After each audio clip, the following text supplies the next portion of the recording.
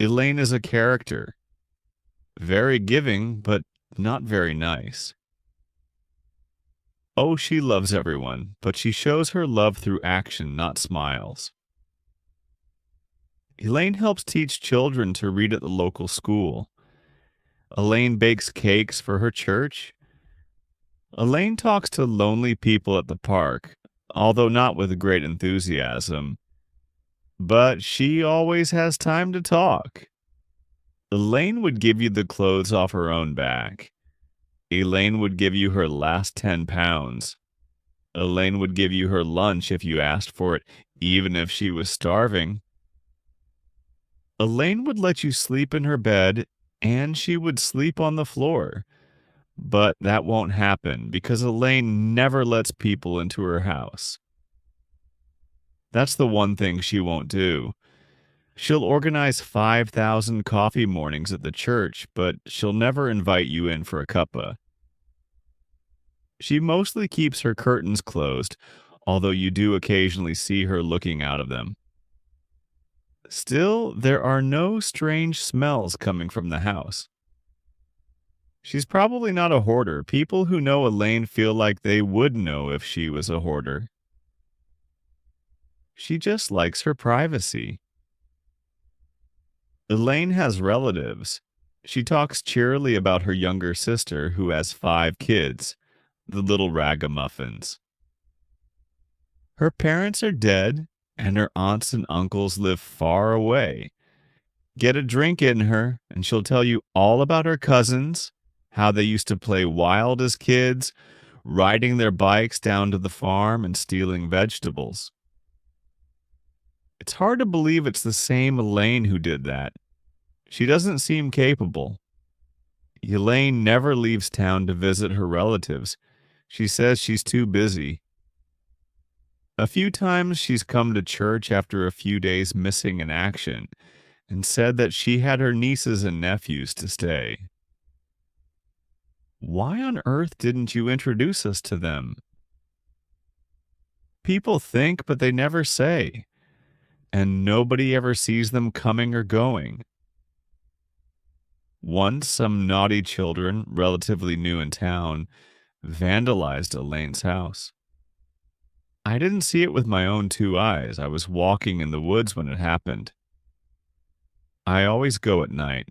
It's quieter that way, and nobody can see you in the dark. But I've heard enough versions of the incident from people in the parish council and various mothers' hushed reports outside the school grounds. So here's what I think happened. The children came and egged Elaine's house. They were nervous. They weren't really the kind of kids that did these things. Even though some of them came from a big city, they hadn't clicked with the town yet. They didn't fit in. See, that sort of thing matters in a small town like this. When the people don't accept you, you feel it. Like you're an oily spot sitting on a cheek waiting to explode with pus.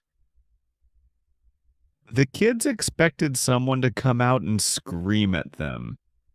They didn't know it was Elaine's house they were egging, just some old woman. But it was strange that, of all people, they chose hers. She's not the sort of person whose house you'd want to egg, even if you did find her annoying. But nobody did come out, and so they got through 2 dozen eggs before one of them noticed the face peering out of the window upstairs. Through a crack in the curtain, Elaine had been watching them silently. Naturally, the kids dropped the cartons and ran. After that, some people from the church helped clean Elaine's house. I wasn't involved. I'm sort of the opposite of Elaine. I keep to myself, but I'm sure everyone felt like they had to help her. I'll be all right, she insisted, but they insisted all the more. Elaine's house was sacred territory. Nobody entered it apart from her, and the egging upset the balance, the strange energy that protected that place. The word witch was never uttered, but thoughts can speak louder than words.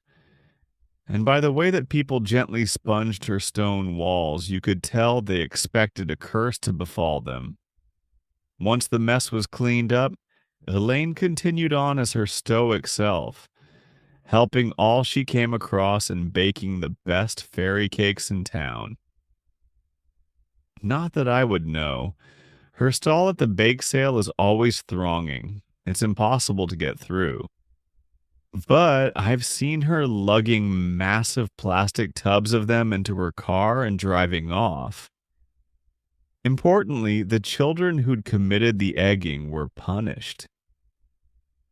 One of the girls, and I'm really speaking based on rumor here, one of the girls from that group did not take it well. She hadn't wanted to go in the first place, but the others dragged her along, and she stood at the back and didn't throw a single egg. Yet her parents punished her harshly, taking away her phone and computer and grounding her for a month. Worse, B, this girl, was dyslexic and got extra help with reading at school. And who led these extra reading sessions? Elaine. So day after day, B had to sit and read with that stupid woman who'd ruined her life. I sat a while one day and imagined her pain. My childhood was filled with similar situations. I can't stand this old biddy, she must have thought. Why does everyone like her so much? She's just a lonely old woman with too much free time. One day after school, when Elaine was helping out at the church, B broke into her house. It was shockingly easy. I saw it with my own two eyes. The garden wall had a good grip, and no traps or curses jumped at B as she walked across the small stone garden, filled with ugly gnomes. Strangely, the back door was unlocked. She cast a glance around, missing me, and went inside.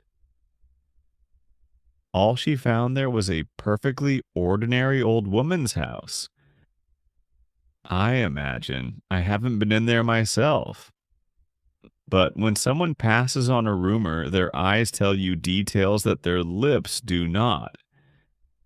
I was always told off for my overactive imagination as a child, but now I know that imagination is the fertilizer of truth. There were ugly old sofas, shelves full of romance novels, a display case of china, endless cupboards of tea and biscuits. B was disappointed. No skeletons in the closet, and it didn't even give off the impression of someone sad and lonely. Well, there had to be something somewhere. As B climbed the stairs to rifle through Elaine's bedroom, she felt a twinge in her back, and halfway up she started running out of breath. What was going on? Maybe she did her back in playing volleyball the other day. Besides, the air was very close in here since Elaine never opened a window. Inside the bathroom, B found a hoard of lavender-scented products, and in the bedroom there were lots of old party dresses that Elaine wore to church events. I like to imagine that Elaine was quite glamorous in her day. As B searched through all this, the pain in her back got worse and she started to cough. What was wrong with this place? Everything inside it was so normal, and yet B checked the time. 4:45. She needed to vandalize something and get out in case Elaine came back. What would cause the most damage? Then she saw it. In the corner of the room, there was a lovely old antique standing mirror. She would smash it. 7 years bad luck be damned. Now, you may be thinking that I'm just making things up, but the sunlight happened to be shining right into Elaine's bedroom at that moment. And through the thin curtains, I could easily make out the young girl's silhouette, which was moving sluggishly. Anyway, it's quite easy to infer the thoughts and behavior of silly young women. B approached the mirror, but when she saw her own reflection, she stopped. She was not herself. Her back was bent, and her skin sagged from her arms and cheeks. Her hair was short and gray, and her clothes were made of various soft, loose, colorful fabrics. And those glasses? They were so thick her eyes looked massive, and they were attached to a chain around her neck. B coughed and looked around. There she was, getting caught up in memories again. That mirror had been a wonderful present all those years ago, but she didn't have time for that. She went over to the bedside table and checked her to-do list. Bake a cake, write to Susan, defrost the freezer. Yes, there was that bake sale tomorrow. She'd bake the cake, and while it was in the oven, write the letter. She could post it tomorrow on the way to the bake sale. She'd use up as much frozen food as she could for dinner and defrost the freezer overnight. You might argue that the young girl called B never existed, nor did the old woman called Elaine.